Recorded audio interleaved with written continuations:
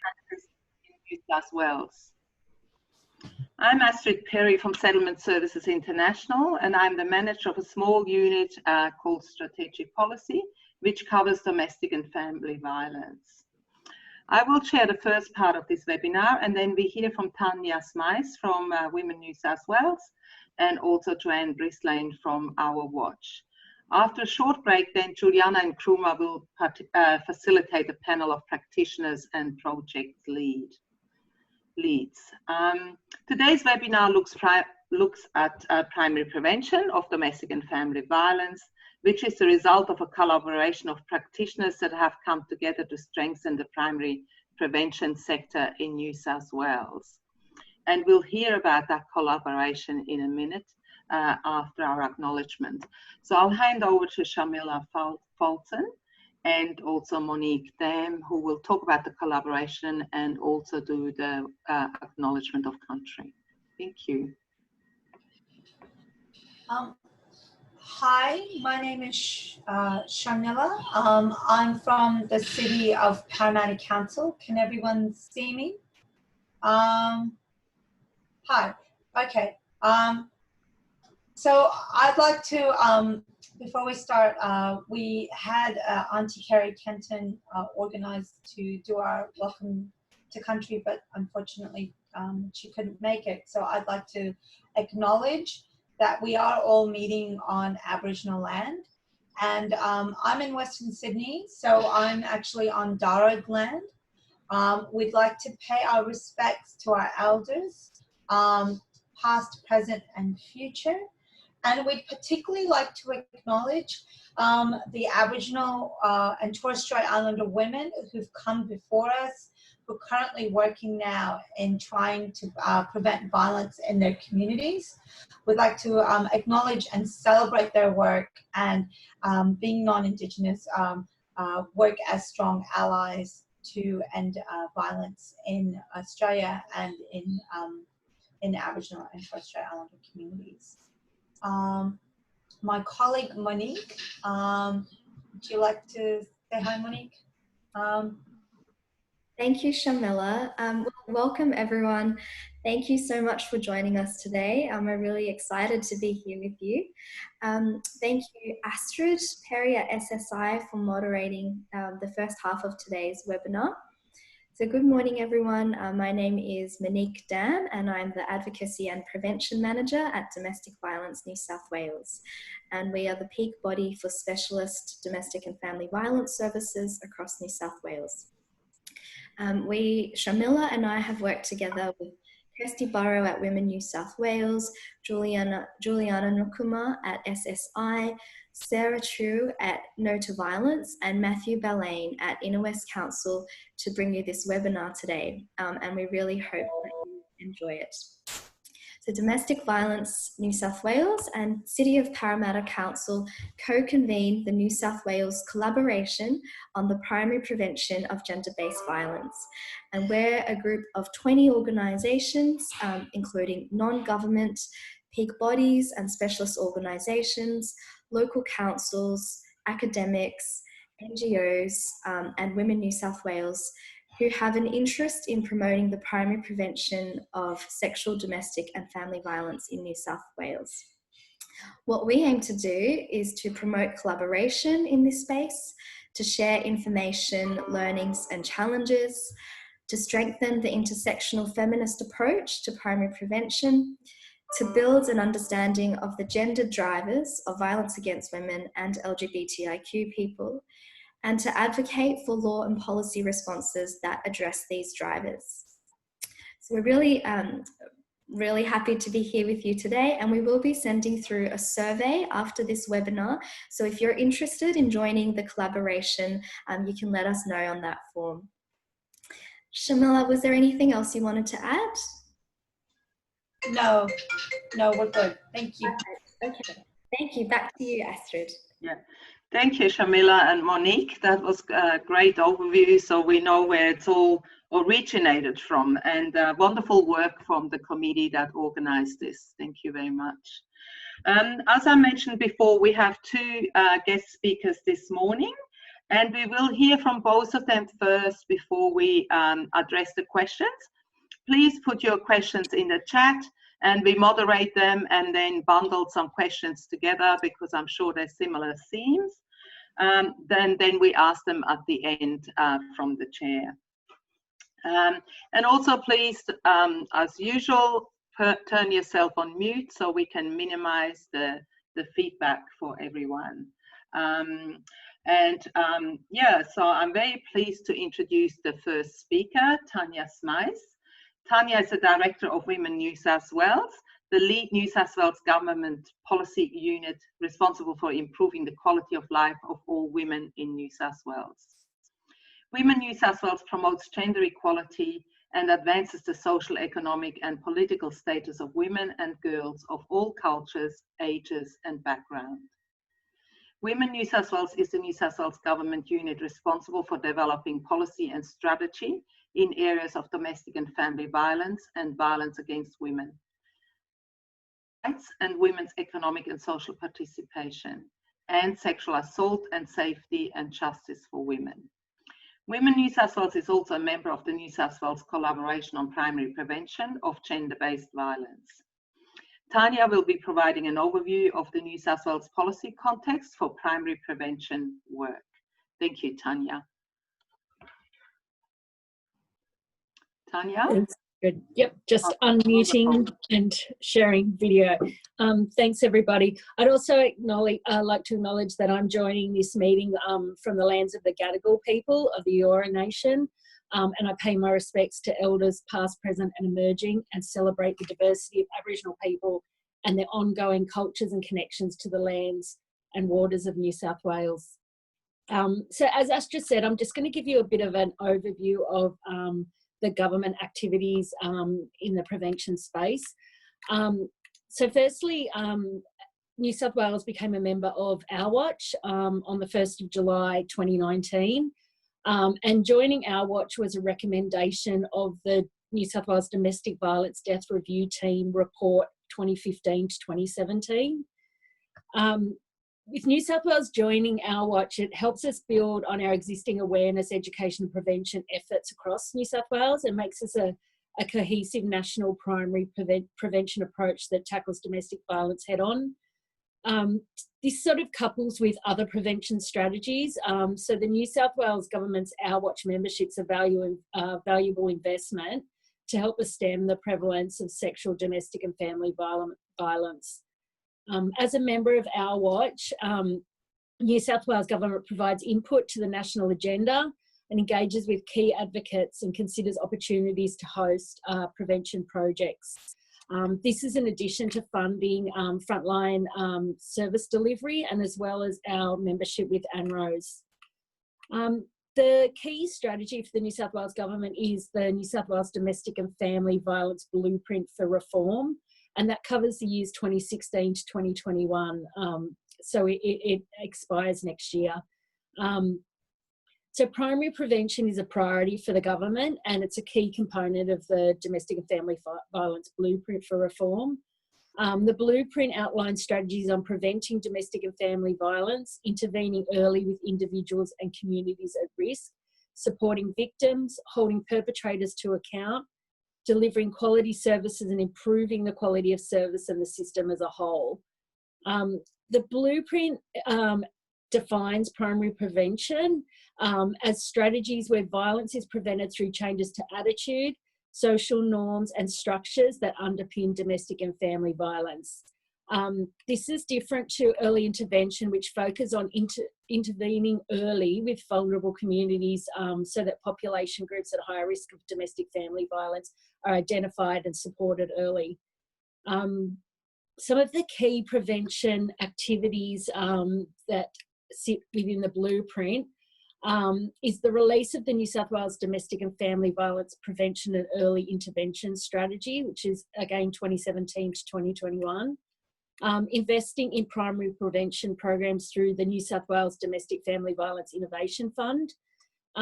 So of the projects that were funded through that fund, 8 were prevention projects, and some of these will form the content of the agenda following today. So we have representatives from ARC Project, Building Stronger Families, from the Group Up to Equality Project, and DV Project 2650. Other prevention activities include supporting the national plan to reduce violence against women and their children, which is 2010 to 2022. And we regularly attend meetings with our counterparts from other jurisdictions to provide input into the national plan. As well as integrating violence prevention into New South Wales government workplaces by supporting policies that promote non-violence, including the provision of 10 days paid domestic and family violence leave per year for all New South Wales government sector employees. I talked earlier about the New South Wales Domestic and Family Violence Prevention and Early Intervention Strategy. So that was also a commitment under the blueprint and sets out the direction for the New South Wales government agencies and non-government organisations and communities to design and implement prevention and early intervention strategies. The strategy identifies the priority areas around achieving change, including shaping the environment to prevent violence from occurring in the first place, establishing a shared understanding and awareness of what constitutes domestic and family violence, responding to various experiences of violence, strengthening the domestic and family violence system in New South Wales to support improved prevention and early intervention efforts. The New South Wales government continues to embed prevention strategies into policy and program development. An example of this is the respectful relationships education within the personal development, health and physical education syllabus for K to 10 across all schools. And we'll be hearing a bit more about this through the Sydney Secondary College Balmain campus session. Expanding the Tackling Violence program, and as of November last year, 35 rugby league clubs had signed up and a contract and a code of conduct, and an annual grants program for local domestic and family violence committees. So the Innovation Fund under the blueprint was a $20 million fund that supported 20 projects designed to address prevention, early intervention and crisis response. In round 2, 13 projects were funded. In round 1, there were 7. The projects target a variety of priority communities, including Aboriginal and Torres Strait Island women, rural women, culturally and linguistically diverse women, women with disability and refugee women. 8 of the projects funded on prevention. So there was Toolbox Talks, which is still continuing in the Sutherland Shire Family Services, Linking Communities Education Van, as I mentioned earlier, From the Ground Up to Equality, the Men's Accountability Project, Building Stronger Families, Rethink Anti-Violence Project, Domestic Violence Project 2650, and the Key to End Violence, which was a white ribbon project. We're also responsible in Women New South Wales for the New South Wales Sexual Assault Strategy. And this is another key strategy that informs the work around prevention for sexual assault. And the strategies spans 2018 to 2021. So it was a whole of government approach to sexual assault in New South Wales for the first time. The strategy focuses on prevention and early intervention, education, responding to victim survivors of sexual assault, holding perpetrators to account and reshaping the service system.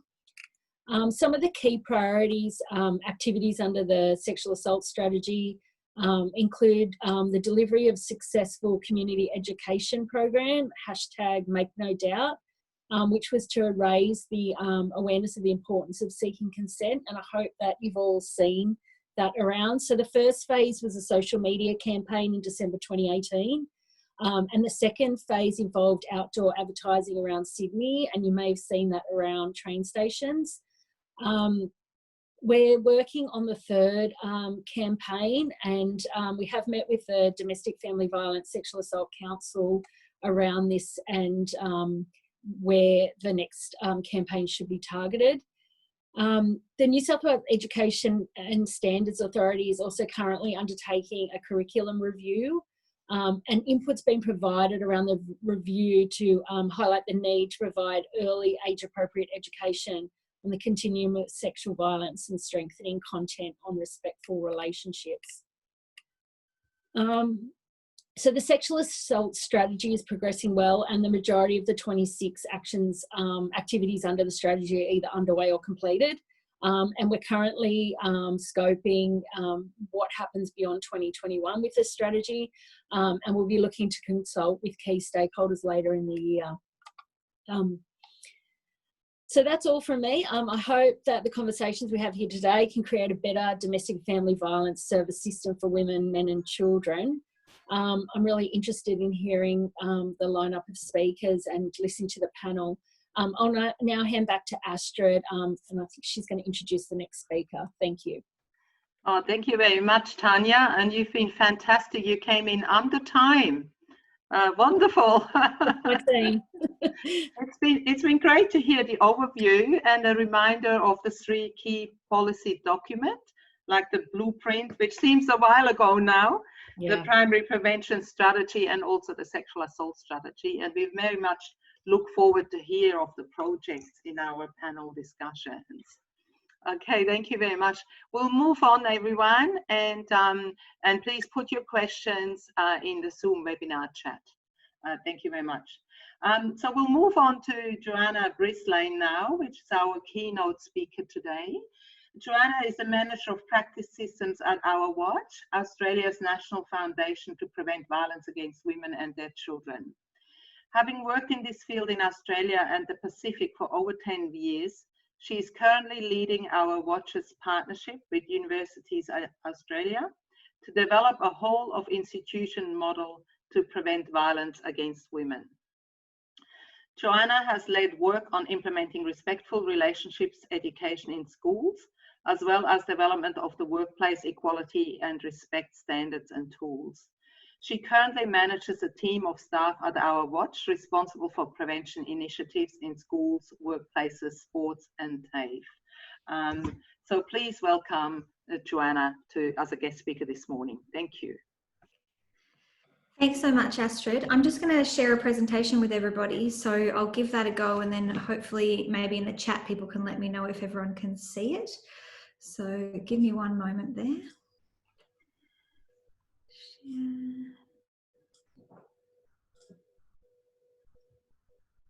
How's that? Astrid, can you just let me know if you're able to see that and move between? That's okay? Yes, it's good. Great. Yep. Okay. Hi, everyone. It doesn't cease to be totally strange to me to speak to a room of upward almost 200 people and not be able to see anybody. So hopefully this all goes well. And just want to acknowledge that there's a really wide range of people obviously within this group. So I am going back to basics a little bit in terms of what Our Watch does and some of our work around primary prevention. So for some of you that is known content, please bear with me. Before I get started, I understand others have acknowledged the traditional custodians of the land, but I'm actually down in Melbourne today, which is where Our Watch's main office is based. So I just wanted to acknowledge personally the Boonwurrung and Wurundjeri people of the Kulin Nation, who are the traditional custodians of the land that I'm currently on, and pay my respects to their elders past and present before I move ahead. Just wanted to give you a quick overview today of what I'm going to try and cover. So I'll be chatting for about half an hour, and then as Astrid's let you know, there'll be question time afterwards. So please feel free to throw those questions in the chat and we can try and answer them after. But I'll give you a quick overview of Our Watch and what we focus on, what primary prevention kind of looks like in practice in terms of our work, and then talk a bit about what guides our work. So obviously today, the title of today's session is based around Change the Story, which is Australia's national framework for the prevention of violence against women. That was created in 2015. So even though for us that feels like yesterday, we've actually done quite a lot of work since then, and a lot of work has happened across Australia since then to teach us a lot more about prevention. So what we wanted to do was give you a sense of Change the Story and how that guides our work, but then also talk about what have we been learning in that time from others and their work and from further research about, an evolving understanding of intersectionality and what that has to do with primary prevention, or how we bring together those lenses of primary prevention and intersectionality, and then what that means for us next, which is looking at a review of Change the Story and an update, given that it's now 5 years old. So I'll just walk you through all of that, and as I say, if questions come up along the way, please feel free to make note of those, and I'll be happy to answer them afterwards. So just to get started right back at basics, I think it's important to talk about where our work sits. So Our Watch was started in 2013 as a joint venture of the Victorian and Commonwealth governments, and since that time all the other states and territories, including New South Wales, as Tanya mentioned, have come on board as members.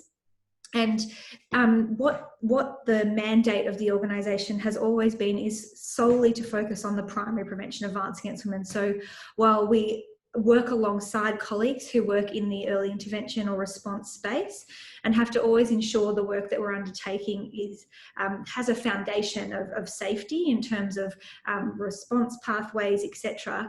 Our work is solely looking at primary prevention. And really what that means for us is whole of population initiatives that try and address the underlying drivers of violence. So what we need in order to do that work is a really clear understanding of what those drivers are, and an understanding of what type of strategies and techniques we can use at a whole of population level. So in contrast to work at the other layers of the pyramid, or in terms of secondary and tertiary prevention, or what is sometimes called early intervention and response, the distinction is really that we are not looking to work with target populations or at-risk groups, but more at working with the whole community so that we create an enabling environment for equity and for a society free from violence. What this means in terms of our everyday work, I'm just focusing on the 3 top circles in this diagram that I'm showing you, is essentially that we try and take a role as a national leader alongside many other organisations to support prevention by engaging in a few key areas. One of those is engaging with organisations, networks and community groups. So that's a lot of the work that sits in the team that I work within. And that's really about engaging across different settings. For those of you familiar with Change the Story, there are 11 key settings outlined there that I'll touch on in a moment. And that's really where our work has focused in the last 6 or 7 years now that we've existed. So engaging with people in the sports world, in workplaces, in education, in the media, for example, and looking at how they operate as networks, as communities, as spaces where people interact, and thinking about how we can address primary prevention there. The other way we work is through social engagement, so through doing things like social marketing campaigns, awareness raising campaigns, working to shift norms as much as we can alongside other programming, through engaging quite deliberately and proactively through the media. And then public policies and systems is really about that structural piece that needs to be done to ensure that we're not just looking at attitude and norm change, but we're also thinking about the structures that underlie some of the inequality that we see in our community. So in terms of our kind of broad work, that gives a good sense of what Our Watch is focused on. And I think it's important to say, for some who are less familiar with us as an organisation, that we see our role less as those that are directly doing a lot of the work when it comes to engagement in community or organisations, and more as an organisation that is there to equip others to do the work. So playing a role in developing frameworks, in creating guidance documents, in creating things that others can use within their work is something that we're really keen to do. This just gives a bit of an overview of some of what that kind of looks like in practice. So developing resources like websites, or Workplace Equality and Respect is up there as an example, which is a framework for prevention in the workplace. Engaging with leaders, the photo that's up there is national sporting organisation leaders. So we've undertaken a project for a number of years with leaders from the NRL, Rugby Australia, AFL, FFA and Netball Australia, among our partners. engaging with government at all levels across states and territories to advocate for change and to advocate for increased funding and the building of the infrastructure that is necessary for prevention, and doing campaigns. So, for example, that's on the screen there is around The Line, which is a campaign for children and young people that you may have seen, and also another report around the power of parents, which was looking at shifting stereotypes among young children and the role that parents can play in that. So it just gives a bit of a sense of what that primary prevention work looks like.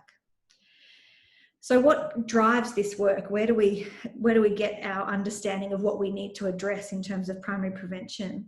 This all comes mostly from Change the Story. There's a number of other things that influence our work, but this is really the guiding document for us.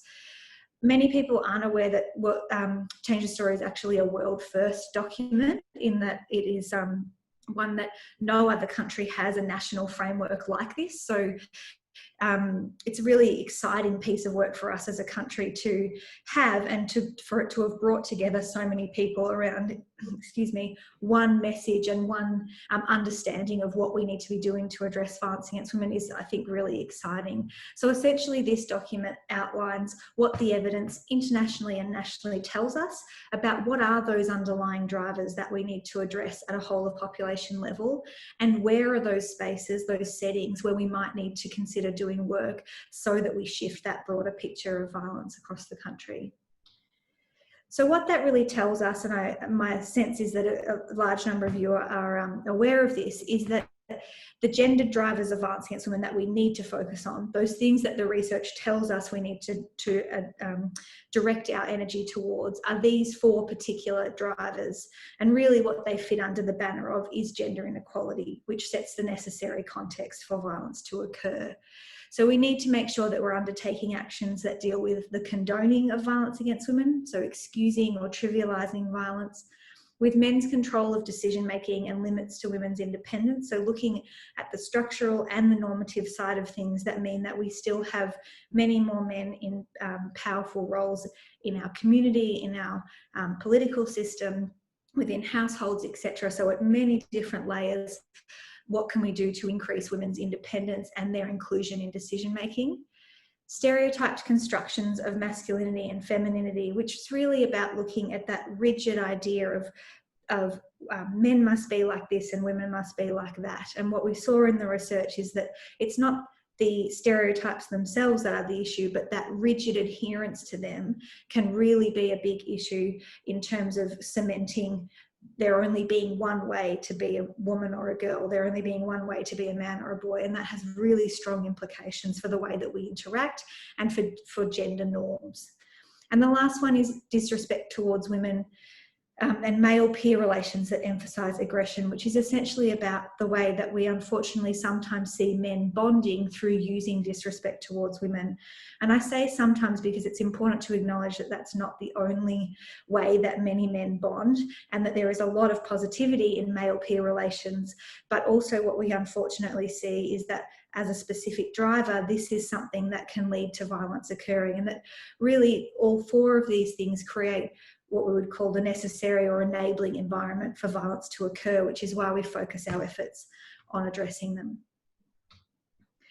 These are those 11 settings that are outlined in Change the Story that I referred to earlier. So in terms of examples of what it looks like to address these drivers, there are many across these, but just to give a sense of what that kind of looks like in practice, I guess. For example, in education and care contexts, there's a lot of work happening around respectful relationships education. So Tanya mentioned earlier about that.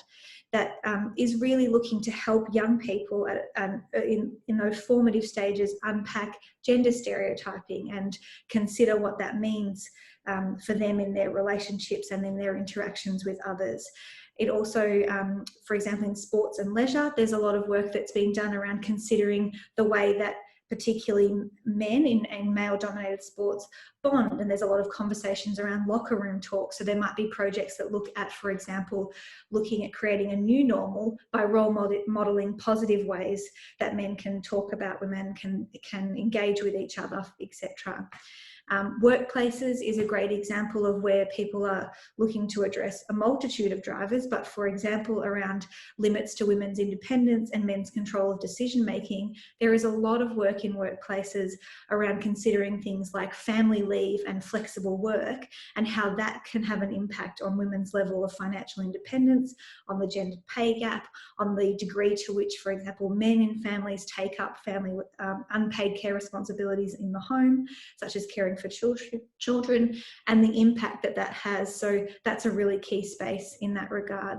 So you can see across these different settings that there is so many different things that could be done around addressing those drivers of violence against women. I wanted to go now to, I guess, talking about what we've kind of been learning, and I know this group in particular is really interested in thinking more about intersectionality and and the confluence, I guess, or how we bring together an understanding of intersectionality with an understanding of prevention of violence against women. So I wanted to just go through now, I guess, what our evolving understanding is as an organisation, and we acknowledge that this is not perfect and this is something that we are working on alongside many other organisations and partners. And what we've been doing since Change the Story was released is thinking a lot about intersectionality. We've created an internal strategy that, if people are interested, is publicly available, that tries to, I guess, identify how those two things might come together, primary prevention and intersectionality. And we've also done work such as is expressed in this diagram in trying to share with others our current understanding around intersectionality and what that might mean for primary prevention practice. So this diagram comes from the handbook, which is essentially made for those who are engaging in primary prevention activity or leading that work, such as those of you in this group. And it tries to give a sense of how you might go ahead and implement what is outlined in Change the Story. And what this shows us is that this green ribbon is really where the conversation most often is centred around intersectionality. So it's around social status and identity. We hear conversation about engaging with particular target groups, for example, particular cohorts. And that in and of itself is not necessarily a bad thing, and certainly needs to be done as part of intersectionality to ensure that we're partnering with certain groups that, for example, a particular project is aiming to engage with. But the issue that we find when it comes to primary prevention is if we solely look at that social status and identity that is outlined in the first green ribbon there, what we don't do is take that step back that primary prevention approach asks us to, and look at the whole of population and look at the enabling environment. So the issue, for example, is not that somebody is Aboriginal, it is that they experience discrimination and oppression as a result of that, so as is written on the grey ribbon. And then the purple one is also that there are systems and structures of oppression that exist that we need to be addressing. So taking a primary prevention approach and thinking about intersectionality, we need to not just consider the social status and identity, but we need to look at what is causing discrimination and oppression, for particular groups in our society, and what some of the systems and structures are that lead to that, or that may need to be shifted or changed in order to ensure more equality. And so we need to look at this alongside addressing those gendered drivers. What that essentially means, and I know I'm repeating myself here, but it's something that we know our understanding is emerging around this, and we understand this is often a hurdle that we come up against, which is that the issue is not somebody's social identity. The issue is the discrimination and inequality that people experience as part of that, and that power and privilege and disadvantage then sometimes result from that can lead to different experiences of violence. And that's what we want to try and address. So in the most crude terms, what we need to address if we're looking at primary prevention for particular cohorts is the ism. So racism, for example, as opposed to addressing just dealing with a particular group. That doesn't mean to say that we don't engage with those groups. Absolutely we do, but it's important when we're thinking about designing broader primary prevention projects that we're looking at those underlying systems and structures and those underlying issues of discrimination and oppression, not just at engaging with a particular group. An example of how we have tried to bring this understanding into practice is Changing the Picture. This was a particular piece of work that was undertaken after Change the Story was released that looked at what is driving, in particular, violence against Aboriginal and Torres Strait Islander women in Australia, because we know very unfortunately that the rates of violence that they experience are far higher and than the rest of the population, and the kind of violence they experience is much more severe. And what this found was that, yes, there are gendered factors, as you can see at the bottom of this diagram, but there is also the ongoing impacts of colonisation for Aboriginal and Torres Strait Islander people, families and communities, and the ongoing impacts of colonisation for non-Indigenous people in Australia. And the confluence of all of that is what leads to multiple drivers of violence for this particular group. And so if we were to go ahead and take a broader primary prevention approach and only focus on gender, we would be doing a great disservice to trying to address violence against Aboriginal and Torres Strait Islander women. And so it's really important that we deepen our understanding of violence against many different groups. And as an organisation, we haven't been able to do that for all of those that we would like to, but there is emerging understanding over time. So for example, Changing the Picture was released in 2016. We also were able to do a paper around violence against LGBTIQ people. It was focused on family violence in particular, but looking at where are there overlaps, where is there difference in what drives violence against that particular cohort. And we're currently undertaking work to understand violence against women with disabilities. I think it's important to show that what this is revealing to us is more and more layers to what drives violence against particular women. So a few years ago, when it was sort of in the midpoint for Change the Story, there was a review done, Change the Story 3 years on, and really what that showed us is a number of things. One of those was that we need to extend and deepen our understanding of an intersectional approach.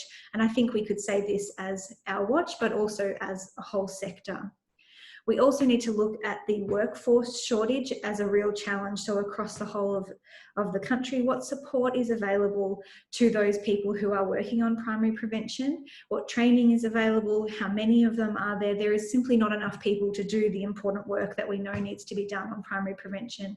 So that's a really big thing that was raised as an issue. What we did see on the positive is that there's really promising signs of political engagement and policy progress. And how we see that, my apologies, is us seeing things like Change the Story, like a recognition of the gendered nature of violence being acknowledged increasingly in state and territory-based plans around the prevention of violence, and also at a national level. And that's something that we, I think, now sometimes take for granted, but a few years ago was absolutely not possible. And then also opportunities and challenges presented by the rise of public awareness and interest in violence against women have been really interesting. So we have seen a lot of conversation in the last few years around violence against women. It's very much on the public agenda. It's something that we're talking about a lot more, for example, but that presents some challenges in that there can also be backlash to that. So there are these two sides to that coin. So we're really seeing a lot of progress in terms of having a strong national shared framework. And we're seeing that can really help drive coordinated work across the country. But then there's also some other things that we need to focus more on. And what that brings us to is where we are now. So just wanted to share with you all that we are undertaking a review of Change the Story, which is a 5-year review.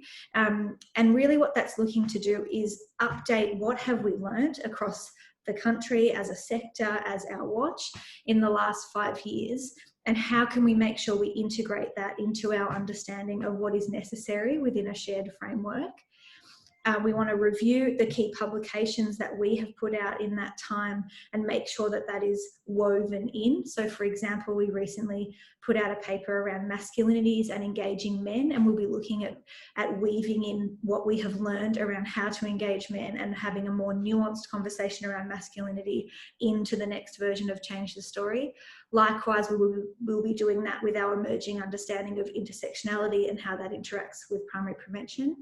And then we want to expand and strengthen our coverage of some specific topics, and intersectionality will certainly be one of those. So that review is being undertaken by consultants at the moment, and what we're hoping is that by, I believe, later in the year, we'll be able to release the next version of Change the Story that will hopefully guide people's work. So that brings me to the end of my presentation for today. I hope I haven't rushed through too quickly. Please do feel free to reach out and be in touch if you have questions or feedback about today's sessions, or if there's things you want to ask, but also obviously, as we say, there's time for questions with Tanya and myself if you'd like to ask them in the next session. So thank you very much. Appreciate your time. And I'll just stop sharing my screen now if I can. Thank you. Oh, cool. Thank you very much, Joanna. I think my screen is not live yet, but Shamila will do that. Oh, I have to restart my video. There you go. Thank you.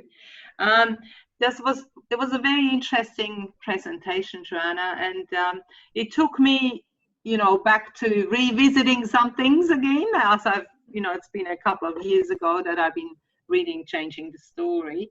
And I particularly liked your slide on the gender drivers. It's a good reminder around condoning violence, men's control, stereotyped gender, and disrespect of women. It sort of summarizes it really nicely.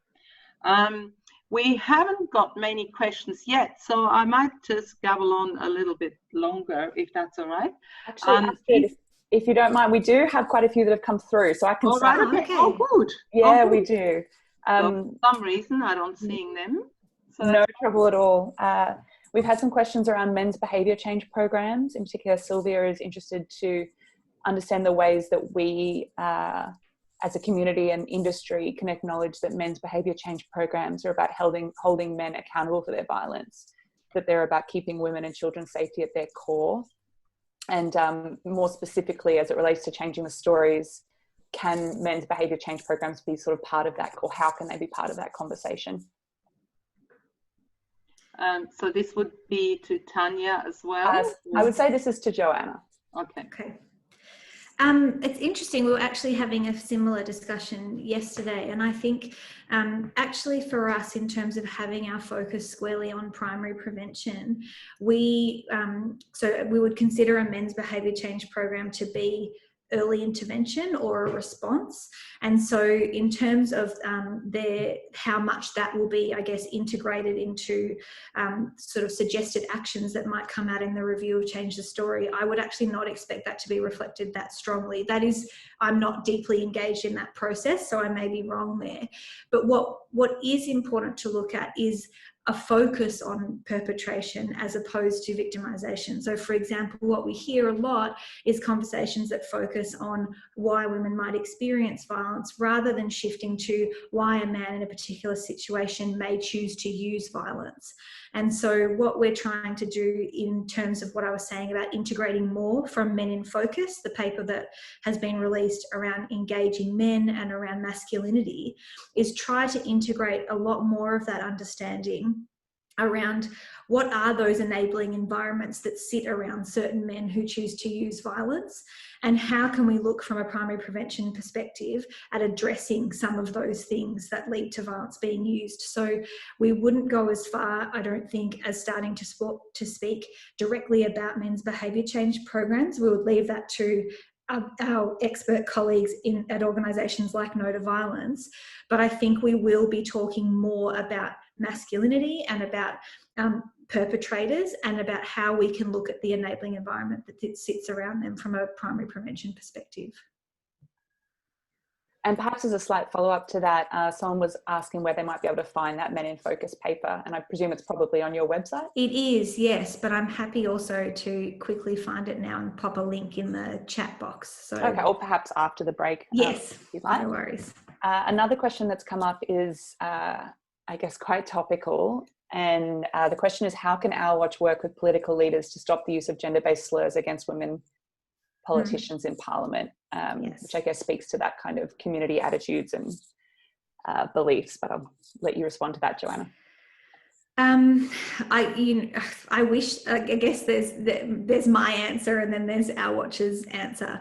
I think any organisation that is working really closely with government has to always be mindful of having respectful relationships with everybody we engage with.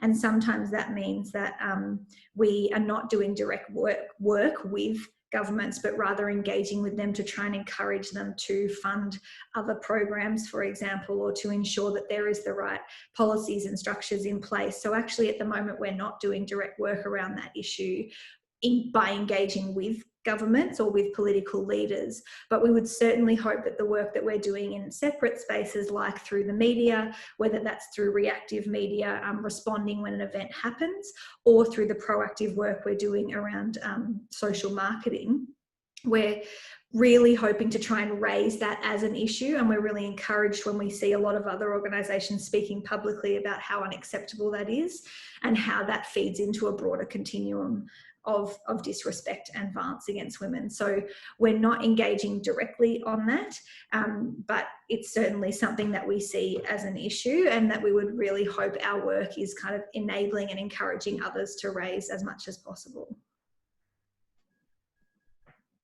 Brilliant. We have a question around whether there's a focus on working with the COLD community within the frame of primary prevention. And I think we might actually have some speakers on the panel later that can speak a little more to this. But Joanna, interested to get your thoughts on that. Yeah, I would just say that as part of a broader conversation around intersectionality, absolutely working with migrant and refugee communities or culturally and linguistically diverse communities is always something that's on our radar. We are engaged in, for example, a project at the moment that looks at how we can implement our workplace equality and respect program, which looks at prevention in the workplace setting, in particular with refugee and settlement services and what changes that might mean for that programming. And we're really keen to share the lessons that come out of that about how we do our work in a way that is more appropriate and applicable with those audiences. But in terms of change the story and the revision, I would say absolutely that is on our radar, and that there should be, in terms of there being more information about particular groups or particular pieces of work. I would imagine that will end up being one of them. Yeah. Yeah, I was just going to add to that. Obviously, I'm working in that space, yeah. And I absolutely agree with you around the structural influences. As a sociologist, that's bread and butter for me, and I love it to think in that way. But I did notice with the intersectionality story that you looked at Aboriginal, LGBTIQ, and also disability. And I'm not sure how far you've gone with culturally and linguistically diverse. And there is certainly also the migration experience and migration facilitated sort of understanding and all of that. And of course, I appreciate we are many different communities, and there's no one size fits all, but there are certainly structural elements that very much influence domestic violence and also gender-based thinking and all of those kind of things. So yeah, strongly encouraged to have some thinking around that, and certainly interested to be involved, and some of the questions are around that. But there's also a question here on the, who you think to get involved in a 5-year review of changing the story. There's actually already been some recent consultation with nationally on another project, and so what the group that are leading the work reviewing Change the Story are doing is using that consultation. So there will be some limited engagement with some organisations, I think, at a national level, or perhaps state-based peak organisations. But other than that, we won't be doing, like, for example, like a large survey, because we had a lot of data recently from coming from similar and a similar angle of asking how people are using it, what is missing, what are the gaps, etc. So we've been lucky that we've been able to garner that kind of view. So I have to be honest and say that there won't be a huge amount of consultation further, but I would assure you that we have drawn on a lot of the consultation that has happened in the last year or so from Our Watch with others out there in the sector nationally. Okay, thank you. Kirsty, you're seeing more questions there? There are some coming in, yeah. We've got a couple of comments too. I'll just quickly note a couple of them. There are a lot of people that would love to see a copy of the presentation, so we'll work with Joanna to see what might be possible there. A couple of people have noted that they appreciate that Change the Story acknowledges the ongoing impacts of colonisation, I guess, for Indigenous and non-Indigenous people in society, noting that it's something that really needs to be discussed and unpacked. And then someone noting that there's a lot of work going on in the DV space around primary prevention, but that we really need to try to get all on the same page with the activities, which I guess is a big reason why we're hosting this webinar, to start that conversation and to build those skills. And obviously Our Watch is a critical part of that too, in linking all this work together. Some questions. So we've talked a little about COLD. There was a more detailed question around working with COLD communities or working with men who are using violence from cultures in which gender roles and privileges have been well entrenched. So I think that probably is similar to your answer there, in that there's sort of work happening.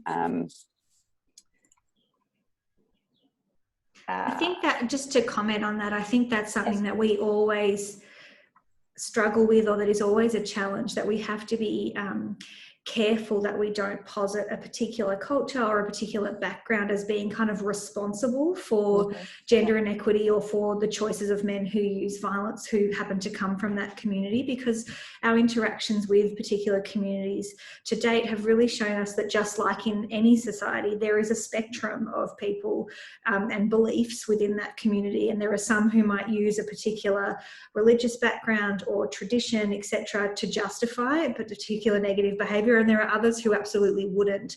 And so there's a real tension there with, I think, identifying that there might be a problematic belief or behaviour in one sense in a certain community, and making sure that we don't problematise that community. And I think that's always a really big tension that we see in that space.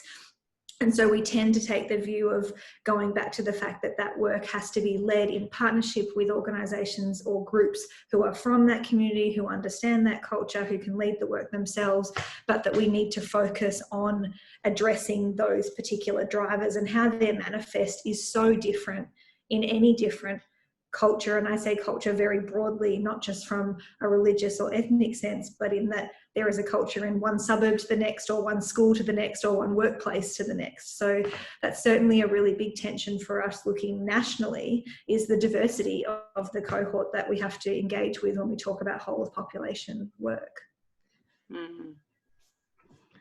Yeah, I guess along those lines, there's also a question on institutions and violence that might be facilitated by institutions such as aged care facilities, where women might experience violence, and where the institution to some degree, I guess, facilitates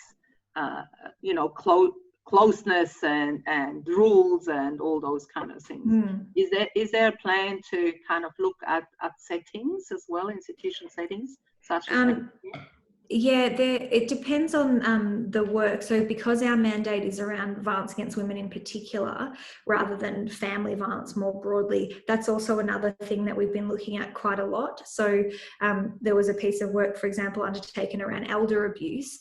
But what we see is that there is some of that work that is around intimate partner violence, for example, against older women, and that has a gendered dynamic, and that is sort of fits within our remit. But there is much broader piece of work around elder abuse more broadly that is not necessarily all gendered, and we therefore would defer that work to other organisations who specialise in that area. So in the particular example I'm thinking of, that was Seniors Rights Victoria, who were leading a piece of work in that space. So there's a bit of a tension there with mandate around the line between violence against women and family violence, but certainly it's something we acknowledge is a big issue.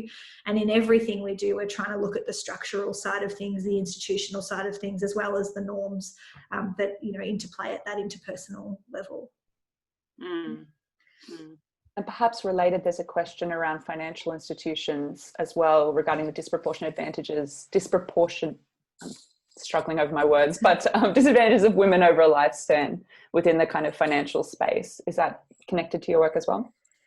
Yeah, I think, there's across the life course, there are so many different interactions with financial institutions, and there's a lot of work that's been undertaken, and I hope I'm understanding this question correctly, within financial institutions recently to recognise both that important role that they play in supporting women's financial independence, but also the fact that they are very often at the kind of coalface when it comes to those who experience domestic violence, who may, for example, have experienced financial abuse as part of what they're experiencing. And so that comes kind of to the door of banks and financial institutions in the form of people needing extension on payments and hardship packages, etc. And so there's been this real upturn in the last few years in organisations, banking and financial organisations across Australia really recognising that.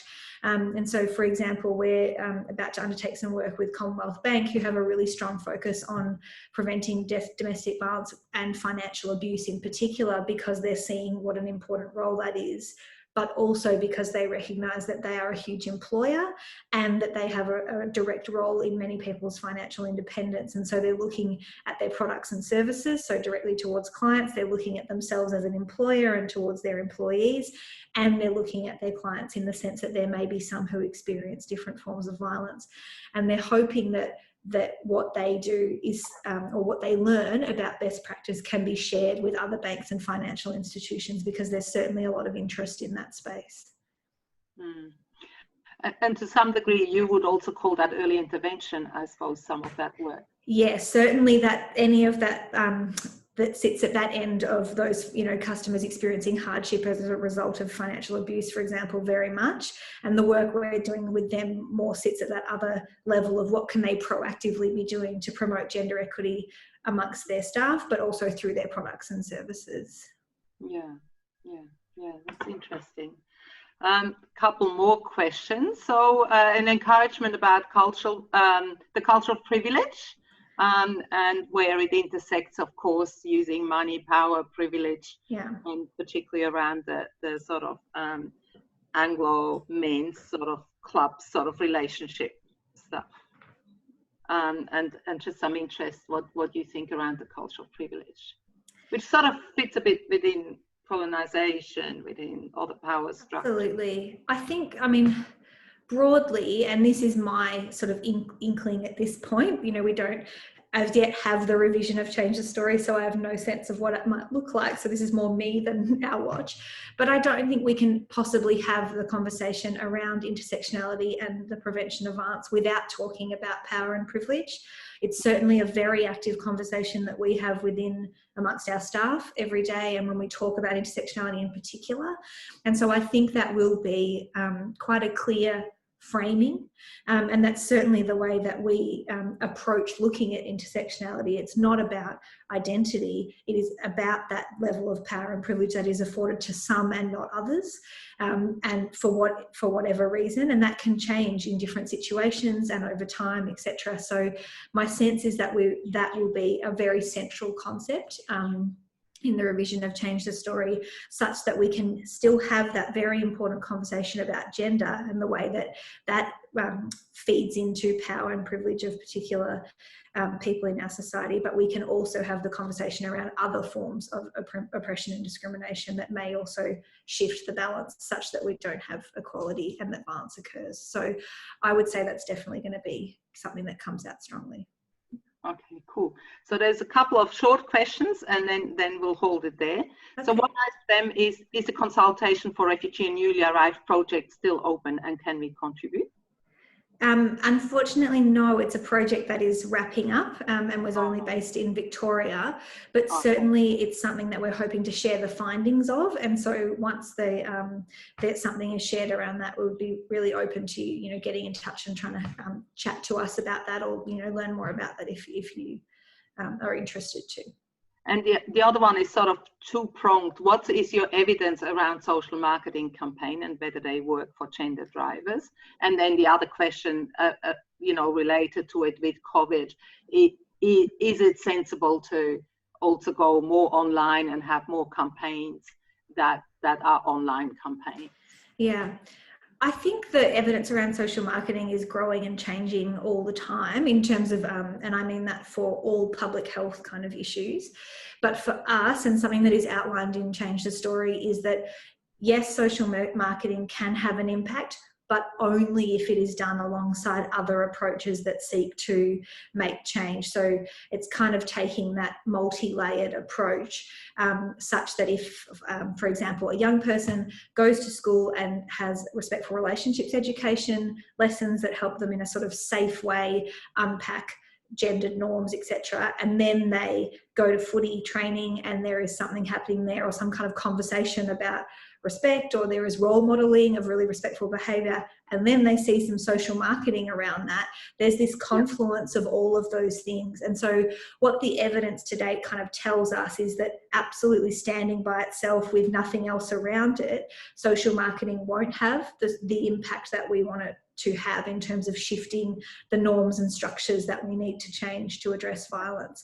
But if it's done alongside other programming, whether that's in workplaces or the arts or the media, etc., then we can see that it has a kind of impact in terms of helping to shift people, just shift that movable middle from perhaps having one attitude towards having another. But so standalone, no, but alongside other things, it can be really impactful. So I guess moving on to the second part of the question, we all have to think about and move in a more online and virtual kind of way as a result of COVID, but I think we can still engage with people and organisations and institutions in a way that sits alongside or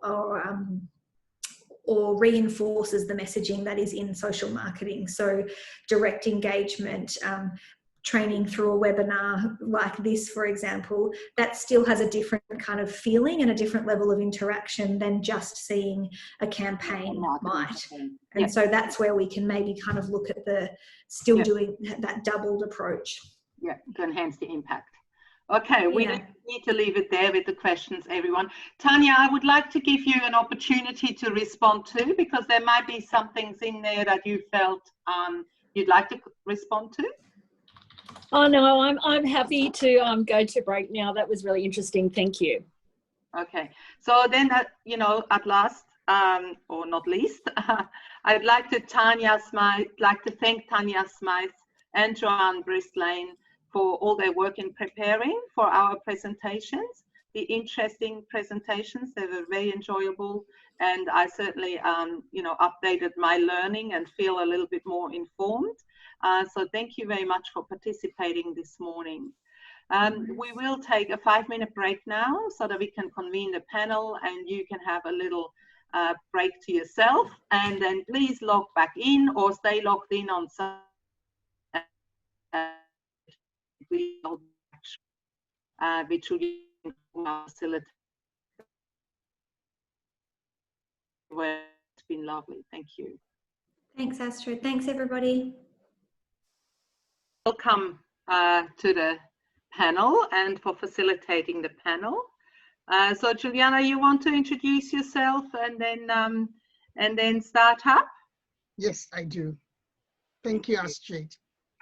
Thank you, everybody, for attending our webinar today. I think we've had a fantastic early start to our webinar with Joanne and Tanya presenting on their activities, and we found it very invigorating and inspiring. So we are interested to continue. My name is Juliana Nkoma. I work for SSI in the Domestic and Family Violence Unit. We have 50 minutes to continue our webinar. And in that 50 minutes, we have some fantastic panelists who will be presenting their programs and responding to some questions that we have pre-prepared for them. Could you please continue to post your questions in the chat box, or the Q&A box actually, so that Kirsty would be able to pick them up at the end of the panel. May I introduce our fantastic panelists this morning. I'm not going to read through their bios. The bios will be posted on the website. In the meantime, I'll introduce them by name, by organization, and by their position in relation to their projects.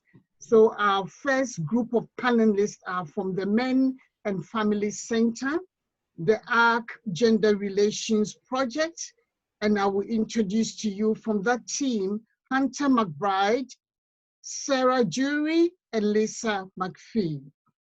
The next group of the next panelist is from SSI in our team, Jessica Harkins, who is the coordinator for the Building Stronger Families project that SSI runs in relation and in partnership with Relationship Australia and New South Wales. Then we have Sivine Tabush from Arab Council of Australia, presenting from the Ground Up to Equality project.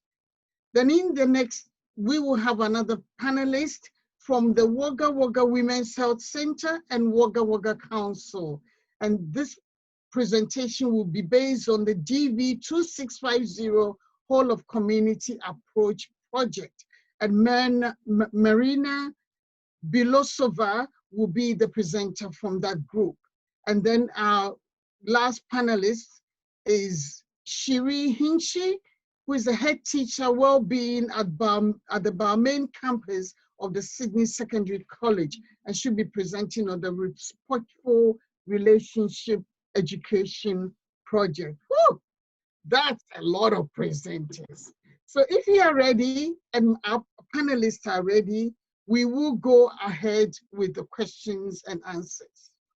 So I'll pose the questions and I will ask any of the panelists to start, and then as they finish, another panelist can take over.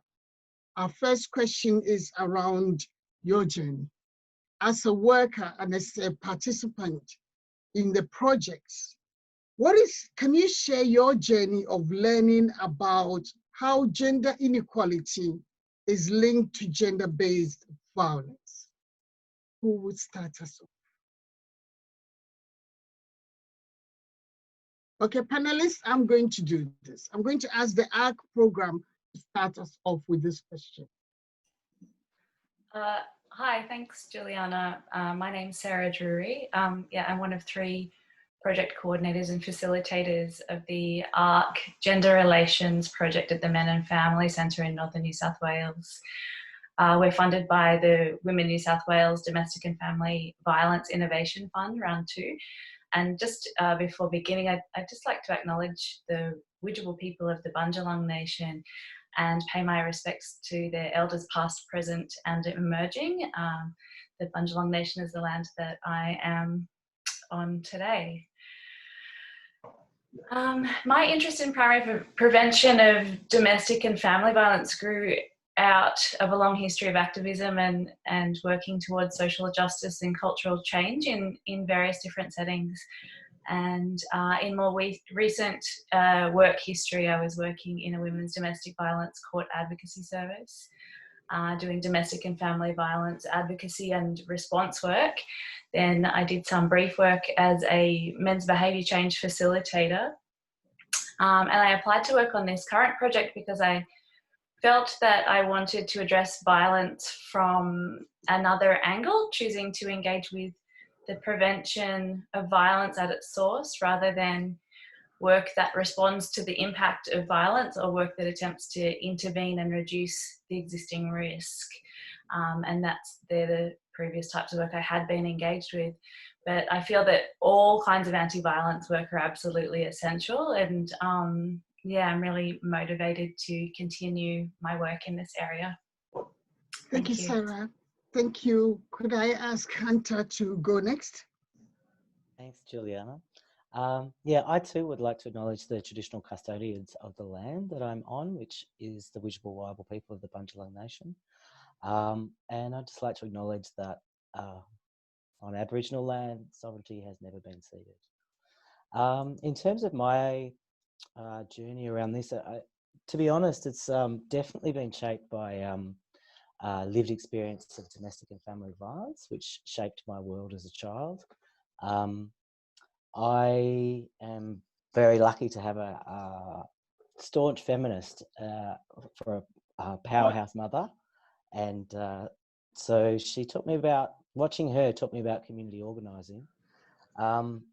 And I was lucky enough and privileged enough really to have an opportunity to go to university and get what I call a feminist education. I majored in gender studies, which really shaped my understanding of the world, and particularly my analysis of power and privilege. And these understandings really fueled my own social justice activism. In 2016, I was part of an ACON project, the AIDS Council of New South Wales, to promote the inclusion of trans and gender diverse people in domestic and family violence services. And the Men and Family Centre was a partner in this project. So when an opportunity arose to work at the Men and Family Centre, I jumped at the chance. And working on the ARC Gender Relations project really ties in a lot of the threads and provides me a way to grapple with, you know, the issue of insidious abuses of power community-wide. So, yeah, that's what motivates me. Thank you. So thank you very much, Hunter. We realize that you are the only man on our panel today, so you are representing ARD. Thank you very much. We will come back to you. Lisa, you're the last person in the team for us to hear from. Thanks, Lisa? Yes. Juliana. Yes, I also want to acknowledge that I'm on the very beautiful country of the Widjabul people today, and pay my respects to elders past, present and emerging. Yeah, look, I think there's definitely a theme of lived experience, and I think I was born into gender inequality, and I remember at a very early age noticing that there was some unfairness. Children have a good radar for social justice, and so it didn't seem fair to me that the boys and the girls got treated very differently. And then I was really very lucky that in my secondary education in high school, I had this amazing teacher, Australian history teacher, who we looked at women's issues, we looked at Indigenous issues. That was what we did in history, and I think that just awakened a whole social justice framework for me. And so I just wanted to, I just was thinking about that when Joanna was speaking earlier about all these programs having to sit side by side. So certainly having that at school was just such a gift. I've had a long work history working with people who have been impacted by violence and abuse in sexual assault, child protection, counselling work. And I guess throughout my work history, I've also done some primary prevention work, and it has just, I guess it gives me the juice to keep doing the work. I find it incredibly rewarding. And so when this project at the Men and Family Centre came up, I think I was really in need of more juice from that primary prevention work. So yeah, and I'm really interested in how we reach out to the whole of our community in creative ways to try and invite them along to do the work with us in this and changing all those kind of foundational community structures and attitudes and behaviours. So that's how I kind of got into this. Yeah. Thanks, Lisa. So it's flowing through the story about lived experience, about the impact of teachers, impact of mothers.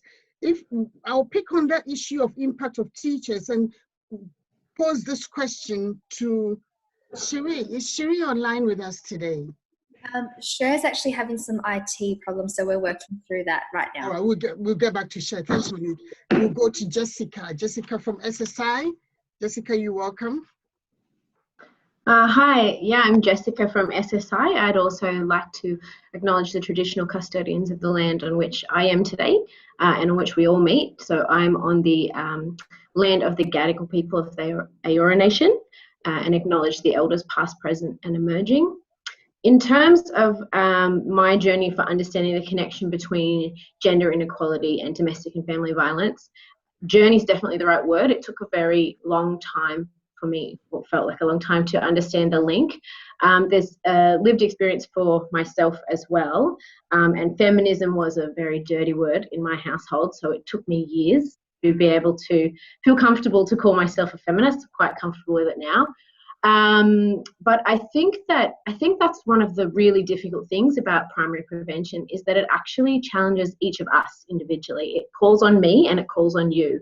It's not like sort of the secondary and tertiary interventions where we can say, well, that's those people over there and they need to work on themselves. It's actually a challenge to all of us.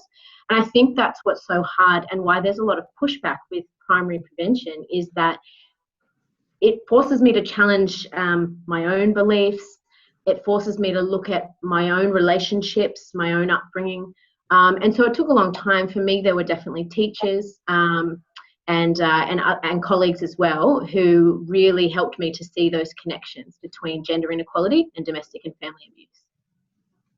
Thanks, Jessica. It calls on me and it calls on you. So we'll hold on to that and move on to ask Savine to share your journey, please.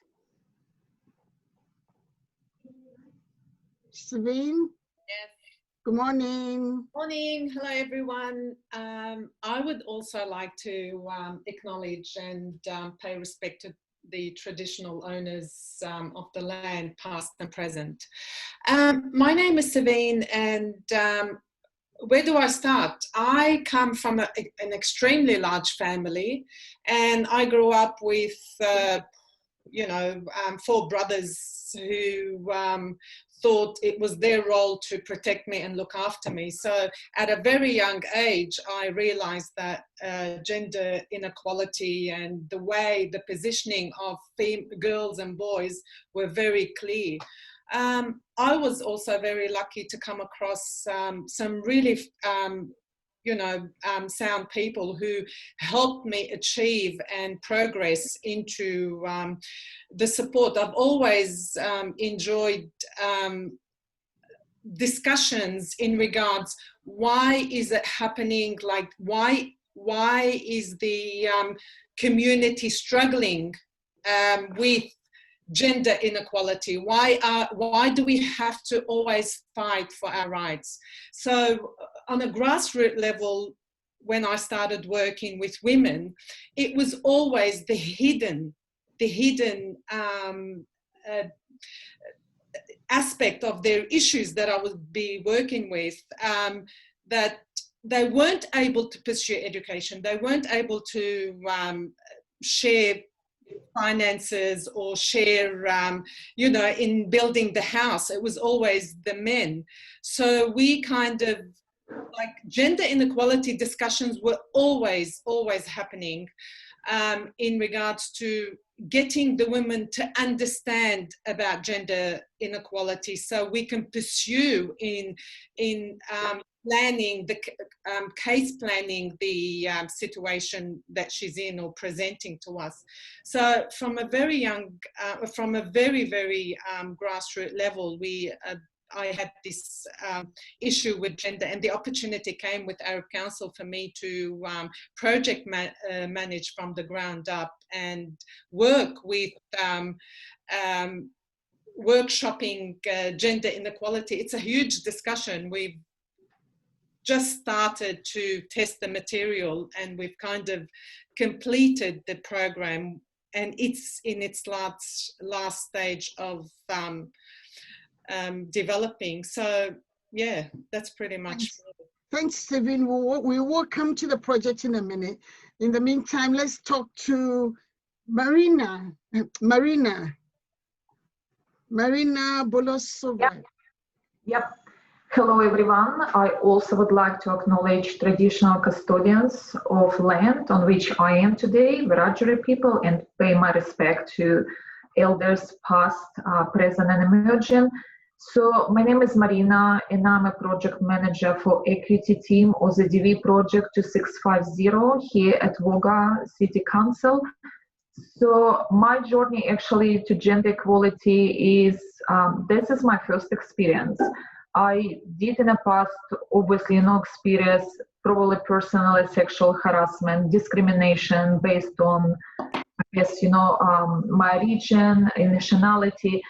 But I never actually thought about gender equality as such before I started on a project. So our project team actually went through a significant journey of learning, because this is the first primary prevention project in Wagga community. So when we commenced the project, we actually didn't know what it is. So we did a lot of research, you know, obviously we read a lot about Our Watch, their materials, NROS, Victoria Health. We actually contacted a few other projects based in Victoria, such as the GEARS project, so Generating Equality and Respect project. We also actually undertook a training with our management team and a project team, Change the Story. So we did have facilitators from Our Watch coming in here in Volga and delivering.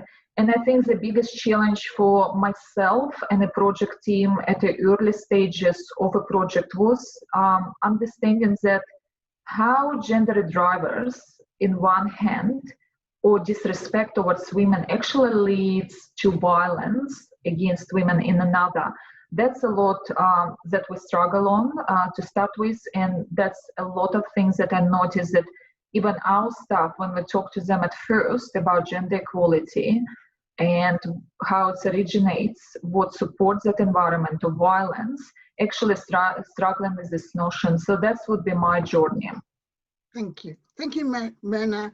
And we will go back to Cher. I believe Cher is online now.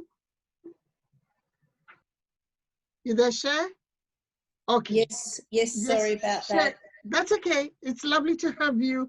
There was a lot of conversation about powerhouse mothers and passionate teachers and helpers. And Cher, I haven't shared anybody's bio, but I'm going to refer to you as a powerhouse grandmother who is at the moment taking care of all the next generation on leave, doing that carer's role, and also a powerhouse teacher in charge of well-being in Barmin Secondary School.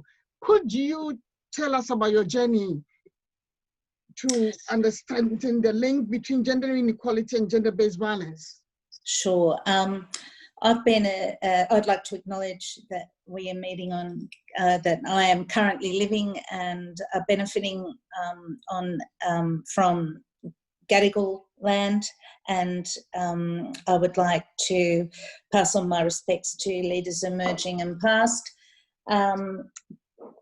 And I apologise. I had an issue with my internet. We've got we live in a multi-generational house here, and we've got my husband, my son-in-law, and myself at the moment currently trying to access the internet. So I think that's been a bit of a problem. I've been a teacher for 39 years. I've taught in girls' schools, boys' schools, and mixed gender schools.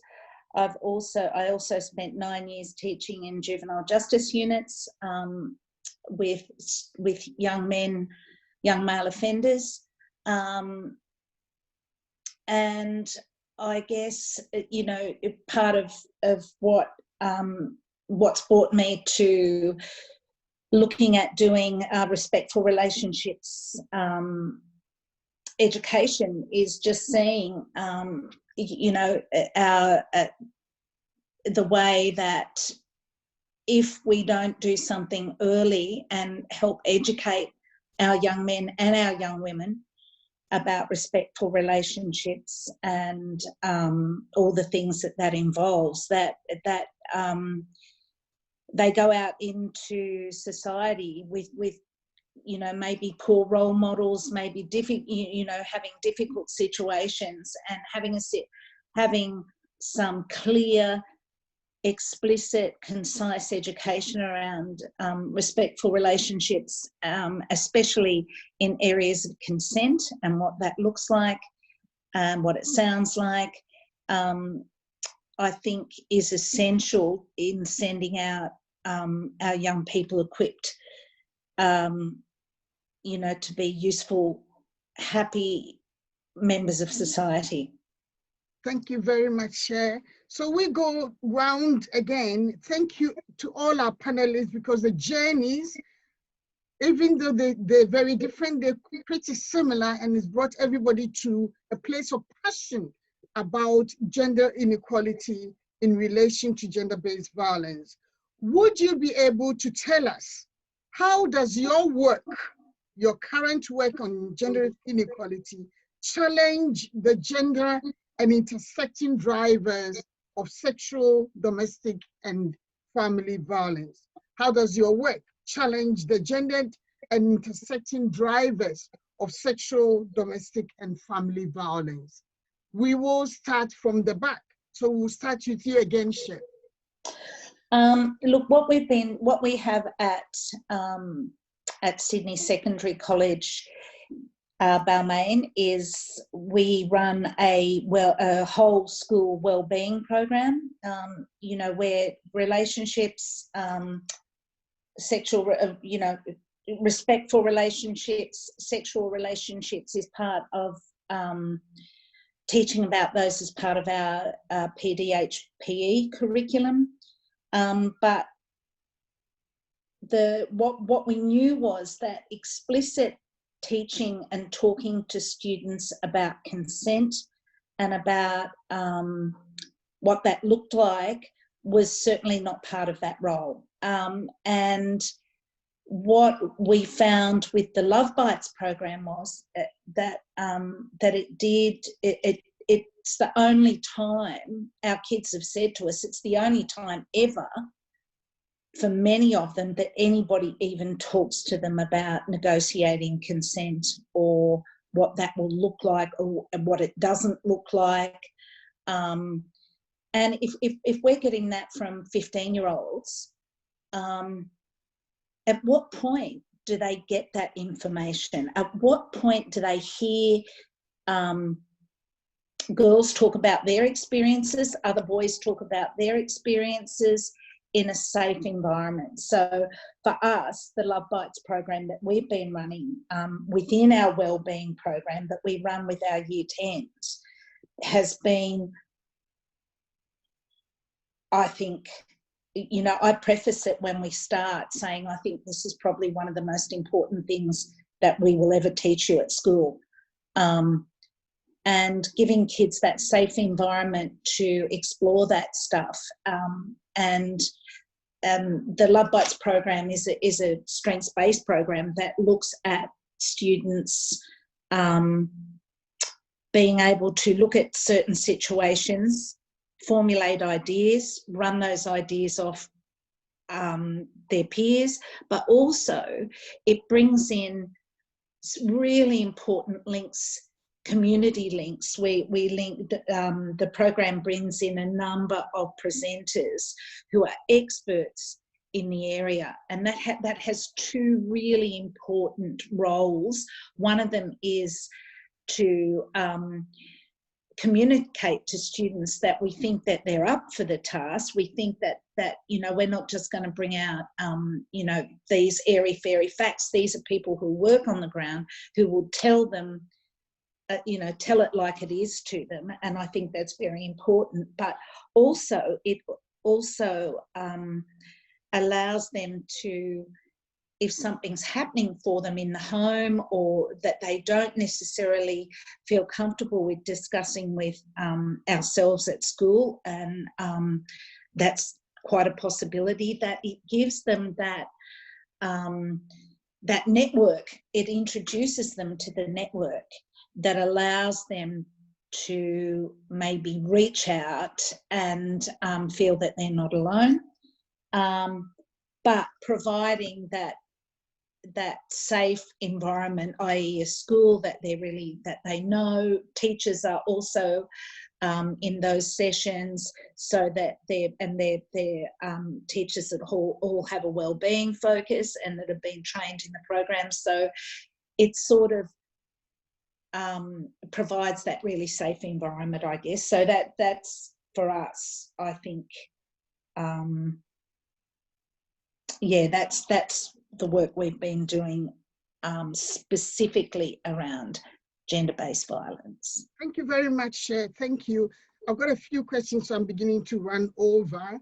I'm going to ask for you to go next, Mena.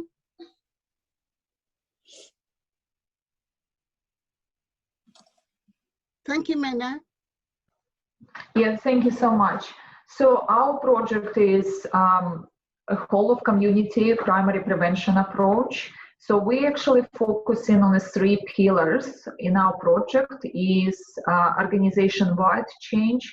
So we're trying to address all gender drivers, so educate our staff about how gender inequality contributes to violence against women. So we have developed internally very specific educational modules for our staff that we regularly discuss and post on our social media and internet page. We also run these workshops with our staff when we are discussing all specific gender driver of violence against women, or we talk about the contributing factors such as, casual sexism, use of a language in a workplace, how, common expressions could be actually harmful and contribute to gender inequality and disrespect, not only in the workplace, but also in the community.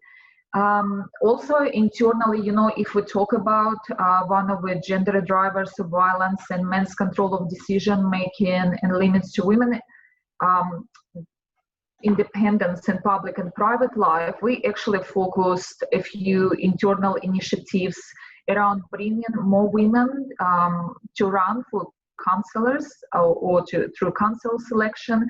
So this program was specifically designed actually to attract more women from our community to consider an opportunity to run for council and how they could actually be successful. So we actually will deliver this number of workshops next year in a partnership with our government team, because obviously of COVID-19 postponing an election this year.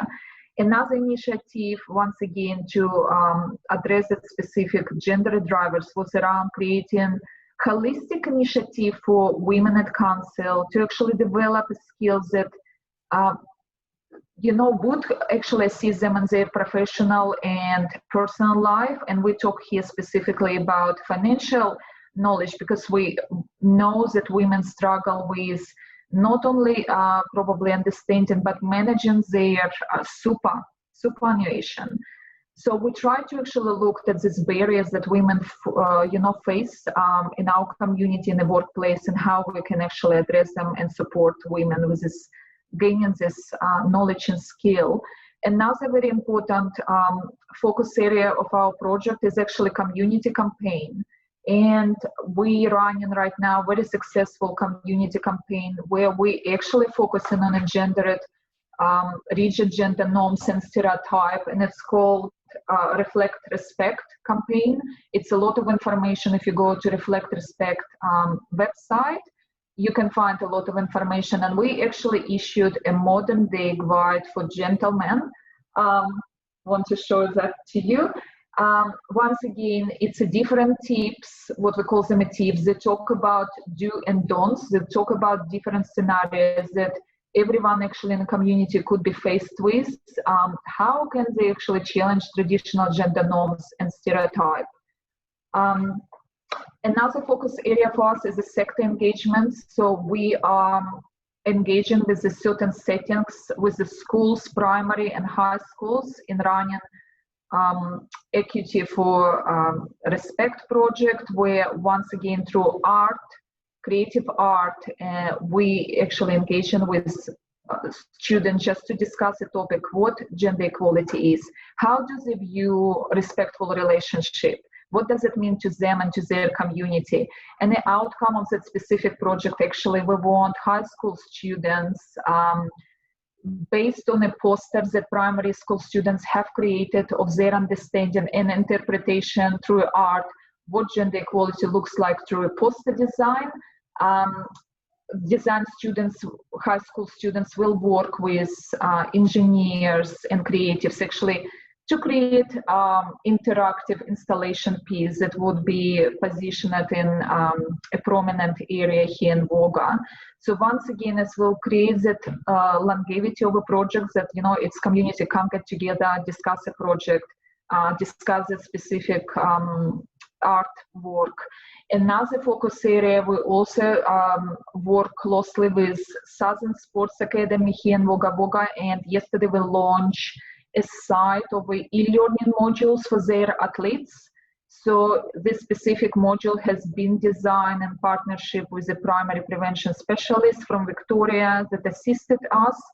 And 3 modules are focused on respectful relationship, gender inequality in sport, and active bystander training, but obviously covers much more under that headings. Thank you very much. Thank you very much, Mena. I would like to ask our panelists to please keep our messages succinct, because we've got a few questions to go through. I'm going to refer this same question to 3 of our panelists, and I'm going to ask the other panelists to respond to other questions. So the next person I'm going to ask to speak is Sabine. And Sabine, the same question goes to you. How does your work challenge the gendered and intersection drivers of sexual and domestic violence? The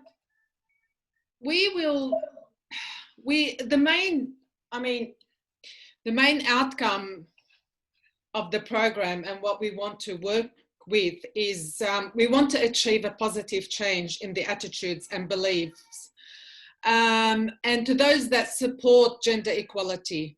So in turn, we'll hopefully contribute to participants in the longer term using experience less abusive, controlling and inequitable behaviors in their relationships with their partners. So we're looking at we've developed a prevention strength-based program for women and men to achieve these attitudinal change. So we've co-designed with the community what gender equality looks like within the Arab community. We're going to engage community leaders in seminars at various stages. We want to identify parts of Arab culture and gender roles that support gender equality. We want to challenge strict stereotypical gender roles and perceptions of masculinity and femininity through activities such as putting men in the shoes of women. So we've worked pretty much into taking participants into a journey of learning, into a journey of understanding what does gender equality look like for participant men, participant women. So some of the activities we kind of really worked towards looking at proverbs growing up, listening to negative messages. These proverbs weren't just from the Arab community, they were also from other, like all over the world. I mean, we were fascinated to find how there was so much negative proverbs towards women, especially in the Arab communities where women did not use communication to sort of communicate whether they approved or disapproved. They would use proverbs, negative proverbs. So that was pretty interesting. We've recently tested the program, and with women participants, we were like, one woman participant said to us, "I'm sorry, I can't continue, because if my husband walks in on me and finds me talking about gender equality, or, you know, he'll be very upset, and I can't do this." So that was a big thing for us. Where do we want to go with this? We want to provide a safe place for women to share. We want to start a conversation about gender equality. We want women to be able to sort of talk, be able to communicate with their daughters and sons. We want to generate champions who can run these programs. We want to sort of partner them with facilitators who, you know, so this program is pretty intense, educational, yeah, pretty much. Okay, thanks very much, Sabine. We will move on to the next question so that we can distribute it to the other groups, because I think, yeah, okay. So the next question is to you, Jess. Why is primary prevention important, and how is it different to early intervention and response? And I would like Jess and Lisa to answer those questions. Sure, thanks, Juliana. Just briefly, because it will inform my answer, the project that I coordinate it's a men's behaviour change project called Building Stronger Families. We do have a primary prevention component with one of the communities that we work with. After a lot of consultation with that community, we realised that men's behaviour change program wasn't suitable, and it was sort of for the reasons that Joanne mentioned, where it's structural reasons. It's not because the community itself, there were problems with people in the community. It's structural reasons that it wasn't suitable for them. So so we're doing more primary prevention work with them, and then also primary prevention work internally within SSI. The reason primary prevention work, I mean, there's lots of reasons for why primary prevention is so important and how it's different.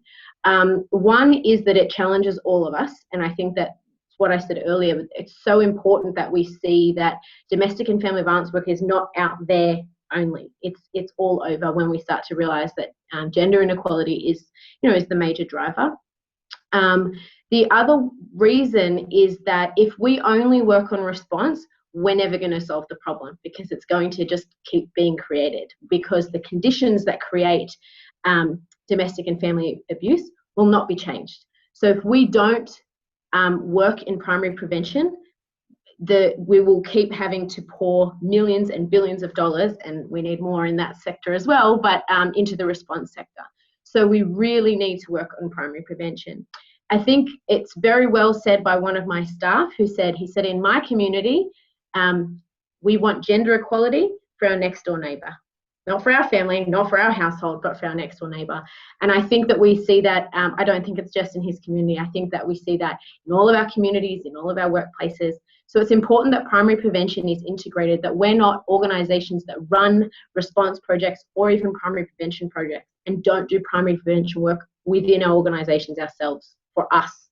So it's really important that we engage with this work across society. Thank you, Jess. Lisa? Lisa from the ACT team. So the question there is, why is primary prevention important, and how is it different to early intervention and response? Yeah, thanks, Juliana. Just to set the scene of what our project does, we are looking at a whole lot of multiple layers because we wanted to look at primary prevention across this, or look at prevention work across an individual, organisational, systemic and societal level. And I guess, our thinking around primary prevention is that, it's only through creating this large-scale change by inspiring and inviting people into a bigger kind of community, social and cultural change that we are going to create change. So really similar to what Jessica just talked about. So this involves, changing and challenging societal and community norms, attitudes, behaviours and structures. So a whole of community approach with all hands on deck. And how we're doing that in our project, I mean, there's quite a few layers to our project, but we are doing a lot of sector development. So we're currently training community workers, mental health workers about domestic and family violence and its drivers, and with the hope then that their work is coming from this place of understanding gender inequality and understanding the drivers of violence and coercive control. So we're really trying to, I think Jess Hill puts it so beautifully in her book. She has this great metaphor about, if you think about a house and the structure of a house, then each room looks different. So each domestic family violence situation looks different. There's different paintings on the wall. There might be drug and alcohol, there might be mental health, but the foundations in each house is the same. So those kind of societal norms, those attitudes, those systemic structures of gender inequality, that is kind of the floor and the foundations and the rugs that are the same in every house. And so to really make any kind of change, you have to start looking at that foundational stuff that everything else rests on and plays out differently, but it all rests on that foundational work. yeah, so in our project, all the community sector development that we're doing, the group work that we're doing, we're really a huge component of that training and that group work is to help people understand that foundational structure that supports gender inequality. And I guess, even in the group work that we're doing, so we're doing Supporting Change, which is a post men's behaviour change group, and ARC-DADS, but large components of that group content actually gets participants to explore and understand and reflect on their own participation with the drivers of violence, and attempting to support them to integrate new respectful ways of engaging in the world. So thank you. Yeah. Thank you very much, Lisa. I will go to another member of the ARC team, and that is Sarah. And I will ask one question of Sarah. Sarah, what are the key principles and frameworks that inform your work in primary prevention? Thanks, Juliana.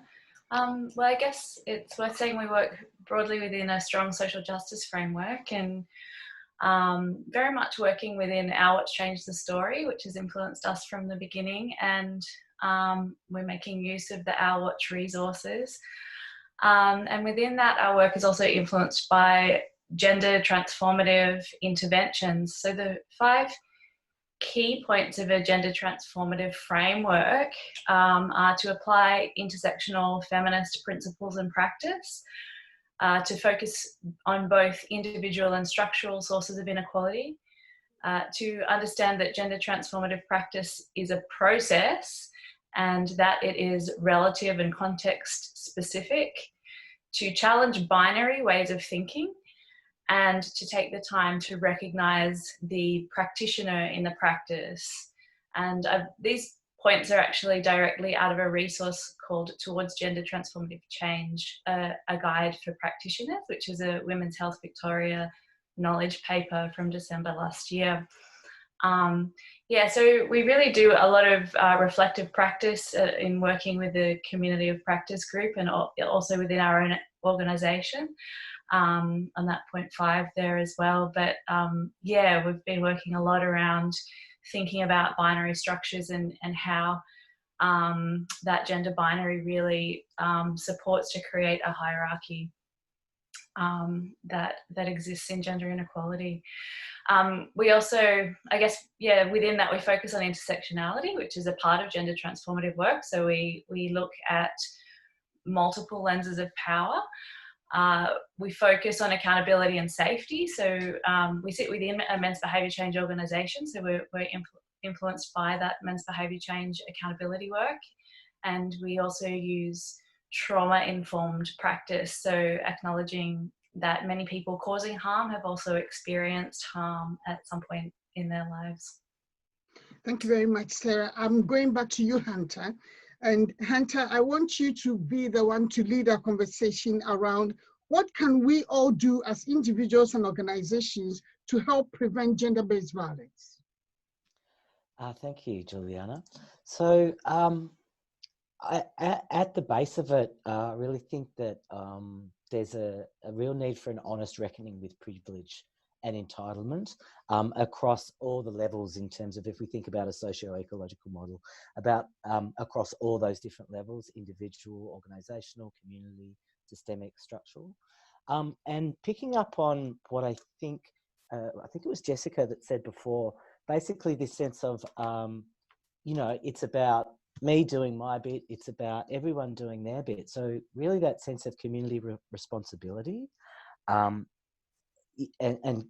I think we all have something to contribute to this. So we often, in the ARC team, we often kind of refer to spheres of influence. So we all have spheres of influence in which we can share our knowledge and agitate for change. That might be our peer group, our family, our workplace, study environment. It could be anywhere. I guess the way that the ARC team really focuses on how to do this is by having conversations that invite and call people in, rather than calling people out. So when we do, for example, one of our workplace trainings, which is the Active Bystander Conversations training, which combines education about domestic and family violence with a curious questioning approach, which we've very transparently borrowed from NTV. So what we really want to do is encourage people to communicate respectfully about issues that they may not agree about, and to be mindful of their own use of power in order to avoid collusion and coercion as we have these conversations. And I guess just very quickly, I just wanted to speak about one of the branches of the ARC project, which was actually speaking directly to this organisational level that the question refers to. The ARC project has actually instigated a process of organisational change within our own workplace at the Men and Family Centre. And that's with the aim of embedding intersectional feminism and gender transformative approach into the entire workplace, not just the ARC team. And also, I guess the main focus was exploring power and privilege within our workplace. So some of the, just briefly, some of the aspects of that were staff training sessions. So an exploration of power and privilege through an intersectional feminist lens, which we had done by a group called Undercurrent, which is an amazing group in Victoria. Recommend that you check them out if you're not aware of them. We also did staff training around exploring vicarious trauma and parallel process.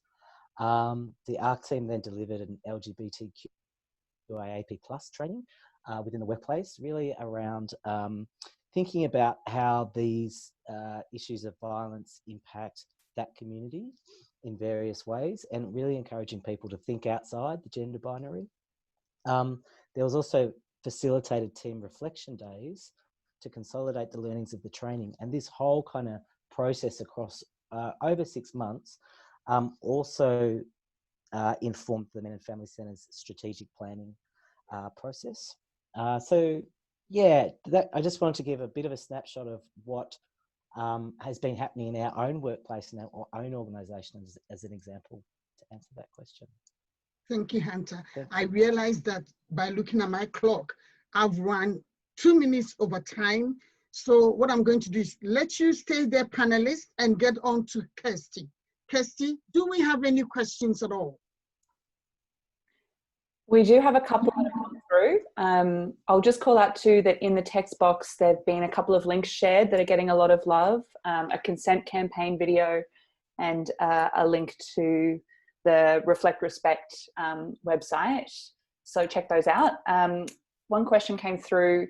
This one's to Marina, and it's just been removed. So perhaps the person no longer wants to hear it anymore, but it was around working with newly arrived refugees in Wagga, and perhaps how you're partnering with agencies to help address whether it be language barriers or trauma as a barrier to perhaps accessing services and working in this space.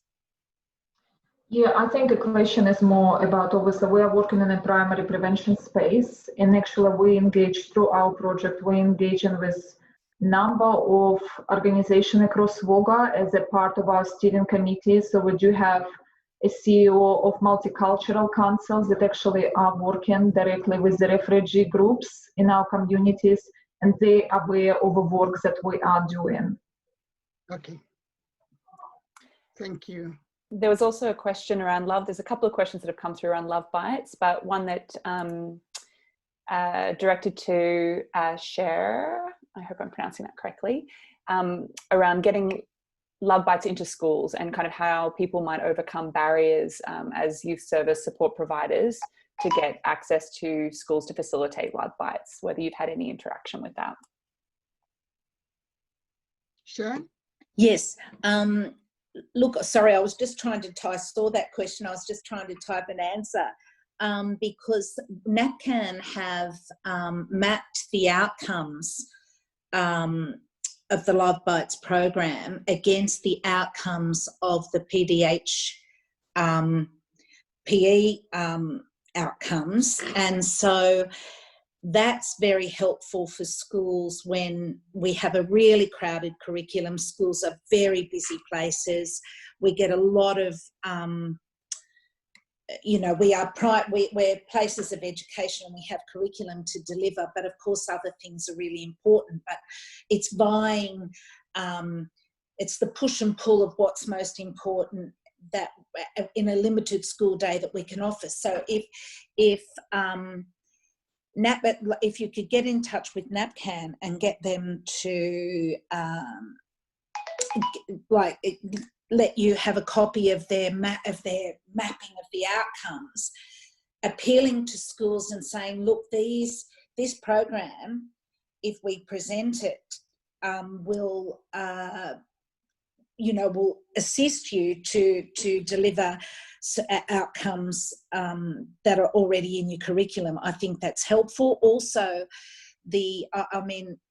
I guess meeting most of our schools have a head teacher wellbeing, and this is our role. So getting there and I guess encouraging schools to know that we can only benefit from making those really important strong ties to our community agencies. We have found them so valuable in so many ways around the Love Bites program, but beyond that too, in general wellbeing, knowing where to refer students beyond school, etc., etc. So I think getting in, making sure that you've got in touch with your head teacher's wellbeing, ask them, to have a meeting with them, but also getting in touch with NAPCAN and getting those outcomes that they have already mapped that link to the PDHPE outcomes. It looks like also. Yes, thank you. And it looks like we've got a contact for NAPCAN who shared their contact details in the chat box. So scroll up and have a look at that. Probably the last question was directed to Hunter. It just disappeared, so now I can't read it, but I think it was around resources to support LGBTQI communities with DFE. And I guess I'll probably, for the purpose of this conversation, frame that around primary prevention and whether you have any recommendations there based on your background, Hunter. Well, actually, I think Joanna from Our Watch mentioned it before. There's a great, I can't remember the name of it, but there's an actual paper that Our Watch has put out, particularly around the primary prevention of violence with LGBTQIAP+ communities. So the Our Watch resource page has heaps of resources, and that's where we found it. So I'm sure it's there. That's one of the main ones, but that's the main one that springs to mind at the moment, particularly with the overlaying of those two, like the community and the primary prevention. Yeah. Yeah, brilliant. Okay. Juliana, thank you very much. Thank you very much, team. Let me applaud the fantastic information that you brought us to our webinar.